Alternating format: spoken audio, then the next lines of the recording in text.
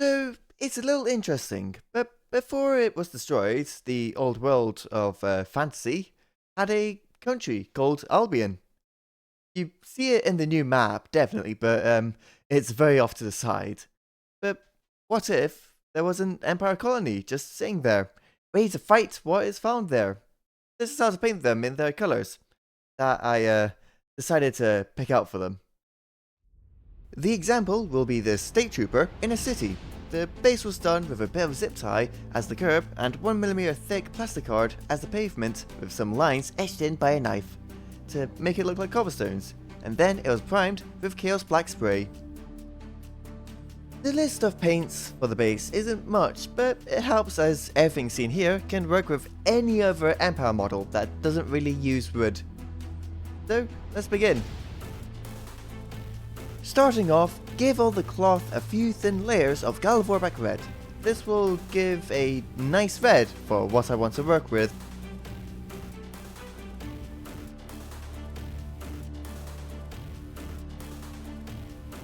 Follow with Doom Death Black, going over all the leather items, alongside the sword handle, the big fancy cap and its feather, but also the lining on its trousers.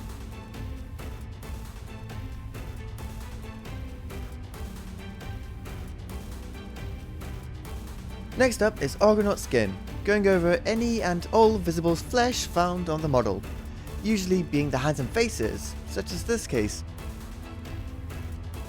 Dragonfang next. The Empire uses parchment and bone, so we will be using this paint to cover both.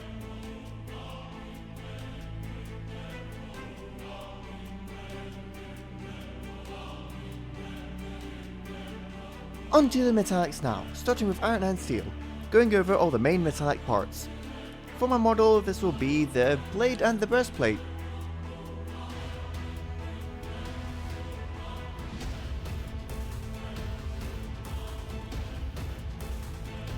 The basing step can finally be finished by using Dragon's Gold, using this paint over the pommel, blade guard, and even the armor trim and decorations found upon it.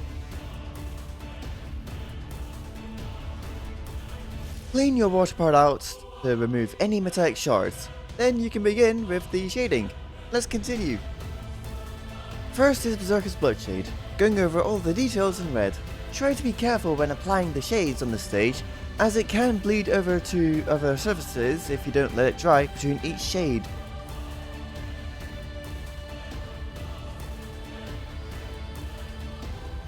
Next up is Agrek's Earthshade. This will be going over all the parchment, but not over the bones.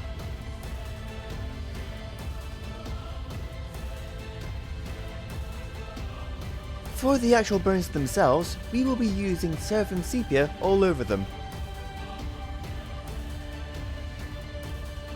Silver paint is, well, meant to be steel, so applying some non-oil all over that should make it a bit less shiny.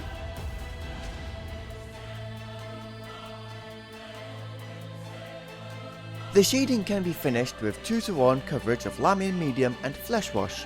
Use this over the flesh and gold and you will be ready for the layering step.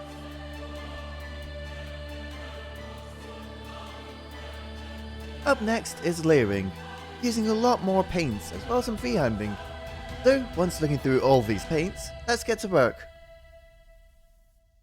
To start layering, use Corn Red on all of the red that isn't deep in any recesses, as this is where we'll be keeping the Galvorback and Berserker Bloodshade.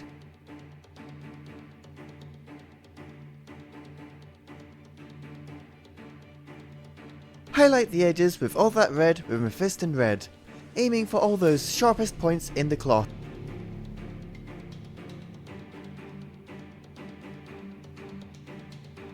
For the leather areas, use Stark Reaper on all of the edges.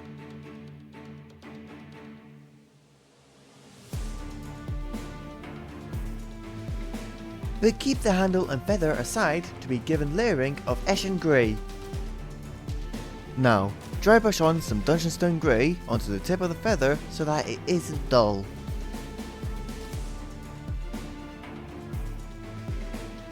Onto the skin now, start by layering on some Kronos Flesh, as the main edge lines on the surfaces facing the sky, and as only the sharpest points are away from the sun.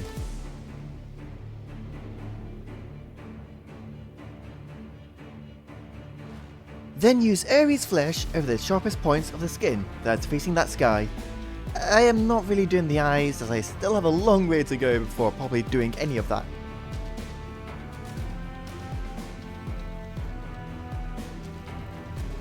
Now it's onto the bone colours, starting with the parchment and using Karak stone as the highlights.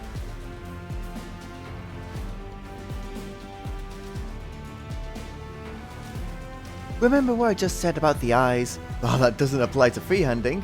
I used some Eshin Grey to paint in the Toon-tailed Comet of Sigmar onto the main parchment piece area. The other areas can be used as well, just this example used the main parchment.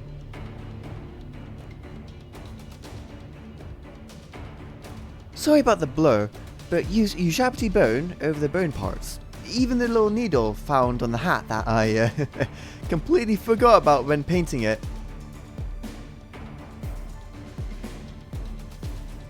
Screaming Skull is next, being applied over all of the sharpest points on the bone. On to the last 3 paints, all of which being metallics. Starting with Runefang Steel, edge highlight it all over the steel.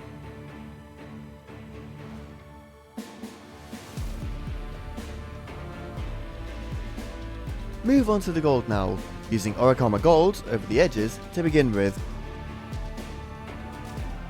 Finish the layering step with Mithril Blade as the highest and sharpest points in the gold. And then you're ready for basing.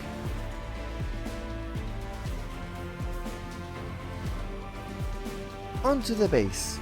Due to the plasticard and zip tie, I have set mine up to be flagstones, a curb and the roads in the swampland of Albion. So here are all the paints I used to do such a thing, and let me show you how.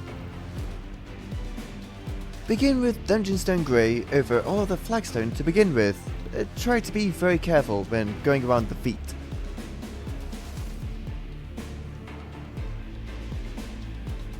This example doesn't really have much road, but add Eidolon Grey over the road to show the mud and age that's been added to the city.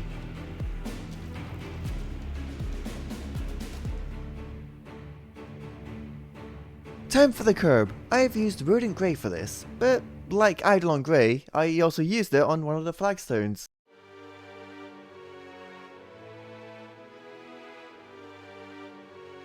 Wash all of the street with Agras Earthshade, being careful as to not get too much on the feet. God damn me. God, just, oh, God, that's annoying. That is, blood, oh.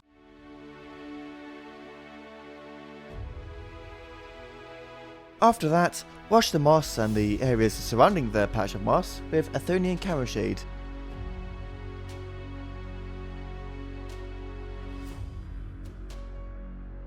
Time for layering. Use Dawnstone to highlight everything except for the mossed areas and the places under the model.